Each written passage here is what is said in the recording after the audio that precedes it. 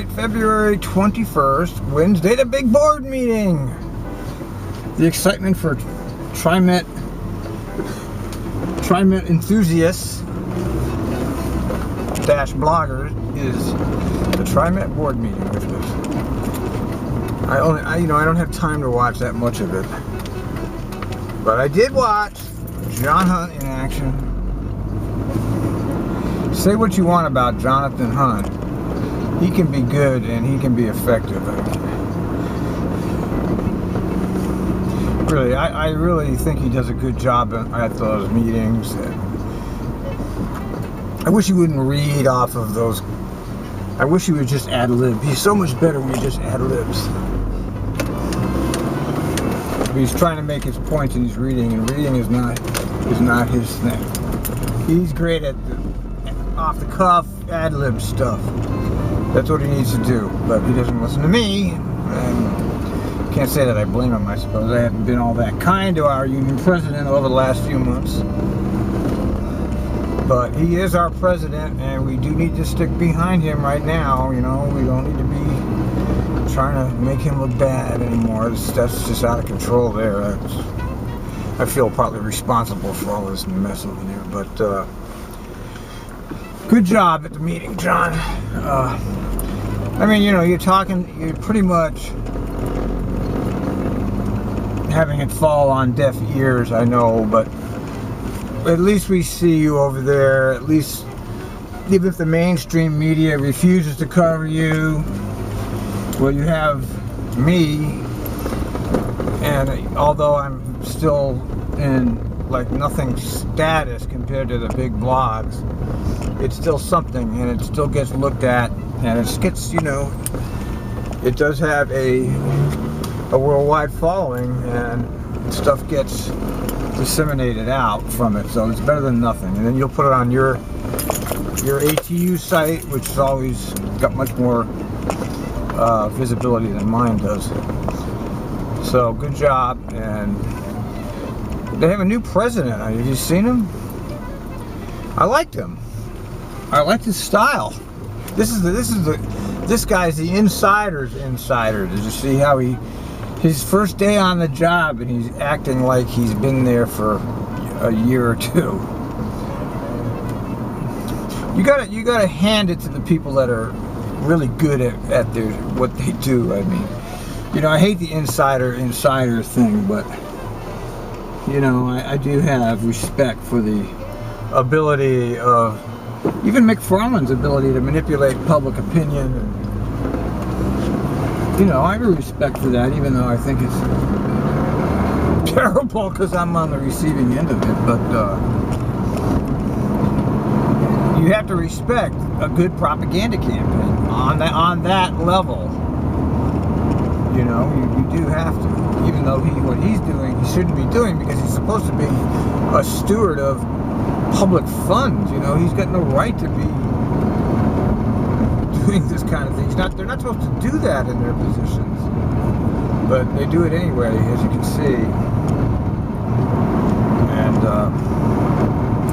it's just too bad for the rest of us, I guess. Anyway, yeah. So yeah, John did a good job. I haven't been able to listen to any of the other testimonies yet. Hopefully, I'll get to that tomorrow. I won't have time today. I am putting the whole thing together as I drive over the hill here into a format which I can upload onto the Vimeo account. Although I think the YouTube is even let me do that now. I think they sent me a notification that said I can actually upload longer than 15 minutes now, which would be good, because YouTube is the primary, you know, that is the alternative media source at the moment. Although I should continue using my Vimeo account if the YouTube allows me to do the longer videos. So yeah, we hear, you know, I'm curious about, you know, I went over these figures again. I'm not sure. I'm probably not reading any of this stuff right, you know.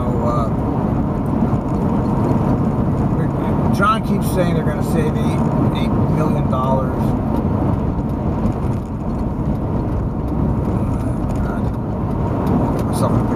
They're going to save $8 million by bringing the lift in house, and I've gone over that report, and I don't see where he sees that, to be honest with you.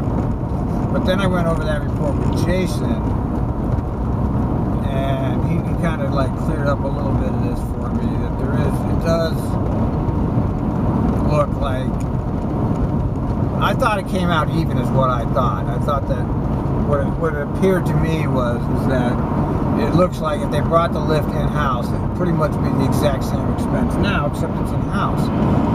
But then Neil made a very, very condemning comment where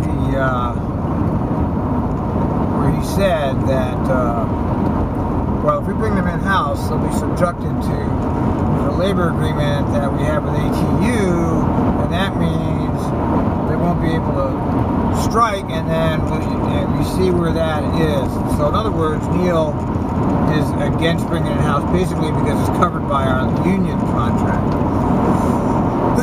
Basically, Neil says he wants us to strike, is what he wants to do. He does want us to strike. Apparently he feels he can break the strike, or he feels that the people won't support the strike, or something to that effect. Because he's pretty clear, he's clear about what he wants to do, and he wants us to strike. He wants out of that binding arbitration agreement. But John, all this back and forth, but John said it very clearly at the end of the testimony. If TRIMET stops breaking the law, they're the ones breaking the law. They don't like the law, apparently. They don't like being subjected to the law. So why didn't they submit their contract proposal correctly to the union in the beginning? Why didn't they make their proper offer? What happened there? I don't understand why TRIMET is trying to have amendments made to their offer. Why didn't they just make the proper offer at the time they made the offer? That's what's confusing me here. So I don't understand how TRIMET's got itself into this pickle. This is a TRIMET mess created by TRIMET management. Okay, they find themselves subjected to laws which aren't working for them, so they want them changed. And that's strange, They're the ones that, I say again, everything that's gone on here at TRIMET is a creation of the TRIMET management structure. It's not my creation, it's not John Hunt's creation, it's their creation. They have created the situation that is occurring now because that all was set up by themselves. And now all of a sudden they're like, well, we don't like what we set up, and so we want to change the structure, and we don't want to go through the normal actual routine of doing that. We want to disregard the procedures that are set in place and start over and just throw everything, all the past shit out the window and start from here. And that is just crazy as far as I'm concerned. They don't like the structure that they themselves created. And it's just bizarre how the management wants its cake and they want to eat it too. They want both ways. It's just amazing to me, really, how spoiled these managers are. They're like brats, They're like spoiled little children. If they can't have their way, they're gonna have a tantrum, and that's basically what they're doing every time they do something illegal. If you go read the decisions, you'll go see for yourself that this has nothing to do with politics. It has to do with structure. And I said it before.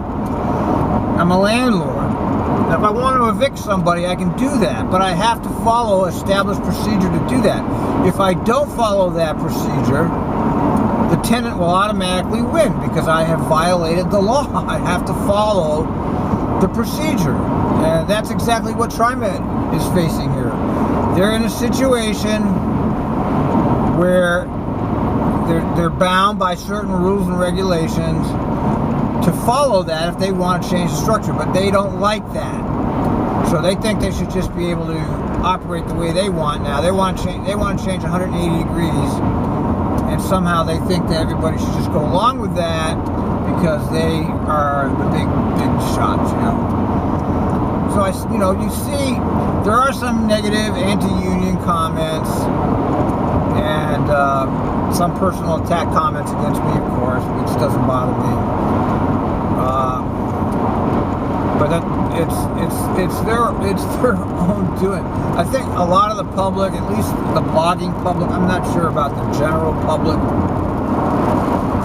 Oh, it's raining. I didn't even wear the raincoat. Damn it. I knew better than it. It was sunny over the hill and it's pouring over here. I don't know how the general public's feeling, but this used to be a very pro, and I think John Hunt also did an excellent job by pointing out that TRIMET used to be a pro-union organization, and now they've turned into a right-wing, break the union type of organization. Who would have seen it coming? I mean, nobody did. I mean, they keep pulling this shit on people. TRIMET has just become very unpredictable and very unstable. They want everybody else to pay for all of their shit. They want the union employees, and they keep saying we have the best in the industry. That's not right. Okay, I know that the MBTA is better. Okay, I know that the MTA is better. So why do they keep saying that when they know it's, well, what am I, obviously the answer to that is they don't have any ethics. They'll say whatever they want to say to try to influence public opinion. They know it's not true. Okay, they know what they're saying is not true, but they keep saying it anyway. And the corporate media keeps pumping it back. Now, Michael Anderson attempted to get some information from other transit districts that I mentioned, and he couldn't do it. And I know that Sam Schwartz has information, but he won't release it publicly. I mean, the unions can just call each other up. I mean, a union officer can call another union officer in another local and say, give us the information about your health care. I can't do it. Nobody's going to give me information. It's secret, you know. That's the thing about this, you know. That's the problem with this whole structure. The union, which is subsidized by public funds, this is where I become quite split on my opinions here. See, we're all subsidized by public funds, okay, via our payroll tax. I mean, it comes out of my check, but my check's coming out of general tax revenues. And then it goes into the union, and all of a sudden they take this public money, and now it's private money. But it never was private money because it came out of the tax. So we don't have access to any public information requests from the union. And that is a problem. I mean, I have to side with the right-wing conservatives on that. That's a problem because you can't get any information out of these unions because of that. And that's not proper, especially when they exist solely because of taxpayer-funded money.